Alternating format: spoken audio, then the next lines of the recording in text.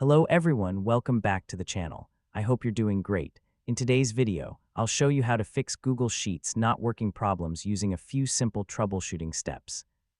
First, make sure your internet connection is stable, then refresh the Google Sheets page and wait for it to load completely.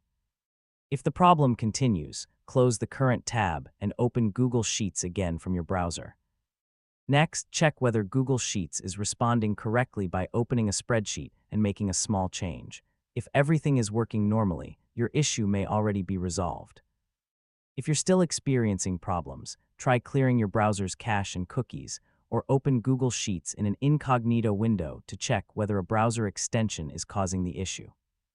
You can also try using a different web browser or update your current browser to the latest version for better compatibility. If none of these solutions work, restart your computer and sign in to your Google account again before opening Google Sheets. That's it. These are some of the most effective ways to fix Google Sheets not working problems.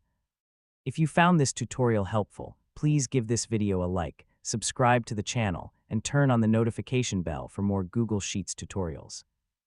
Thanks for watching, and I'll see you in the next video.